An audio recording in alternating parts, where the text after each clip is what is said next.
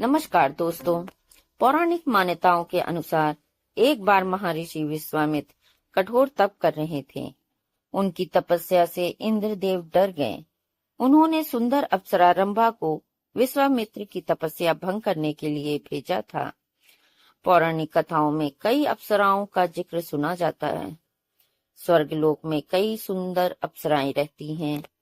अप्सरा स्वर्गलोक की शोभा बढ़ाती हैं और इंद्र का मनोरंजन करती हैं। पौराणिक काल में इंद्र महान ऋषियों की तपस्या भंग करने के लिए अप्सराओं को धरती पर भेजते थे। यहाँ ऐसी ही एक अप्सरा की कहानी है जिसने महर्षि विश्वामित्र की तपस्या भंग करने की कोशिश की, लेकिन ऋषि ने उसे पत्थर बनने का श्राप दे दिया। आइए जानते हैं उस अप्सरा के बारे में। उस अप्सरा का नाम रंभा है। उसकी कहानी जानते हैं। कहते हैं कि देवताओं और दानवों के बीच हुए समुद्र मंथन से रंभा अप्सरा की उत्पत्ति हुई थी। रंभा अपनी खूबसूरती और कामुक अदाओं के लिए इंद्रलोक में विख्यात थी। रंभा कुबेर के पुत्र नल कुबेर की पत्नी भी रहीं। कुबेर और रावण दोनों भाई थे। इस तरह रंभा रावण की बहू लगती थी।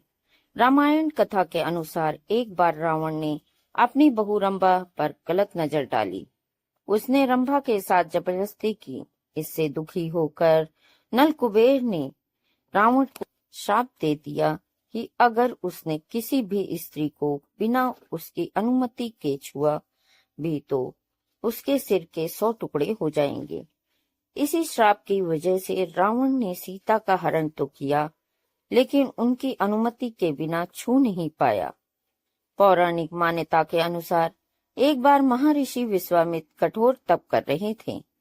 उनकी तपस्या से इंद्रदेव डर गए। उन्होंने अप्सरा रंभा को विश्वामित्र की तपस्या भंग करने के लिए भेजा।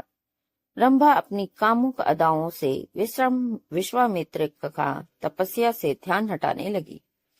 ऋषि विश्वामित्र की तपस्या भंग हो गई। वे क्रोधित हो गए। उन्होंने रंभा को 1000 साल तक पत्थर की मूर्ति बनने का श्राप दे दिया। देखते ही देखते स्वर्ग की खूबसूरत अप्सरा शिला बनकर रह गई। कहते हैं कि शिला बनने के बाद रंभा ने शिव और पार्वती की आराधना शुरू कर दी। कई साल तक आराधना करने के बाद शिव जी और पार्वती प्रसन्न हुए और रंभा को श्राप से मुक्त कर दिया। इस तरह रंभा का शरीर फिर से पहले जैसा हो गया। हिंदू धर्म में ज्येष्ठ महीने के शुक्ल पक्ष की तृतीया तिथि को रंभा तीज मनाई जाती है। इस दिन महिलाएं सुंदरता और बेहतर स्वास्थ्य के लिए ये व्रत रखती हैं। सुहागन महिलाएं संतान सुख और अपने पति की लंबी उम्र की कामना करती हैं। वहीं अविवाहित महिलाएं सुयोग वर के लिए ये व्रत रखती हैं। इस व्रत का नाम अप्सरा रंभा के नाम पर भी है।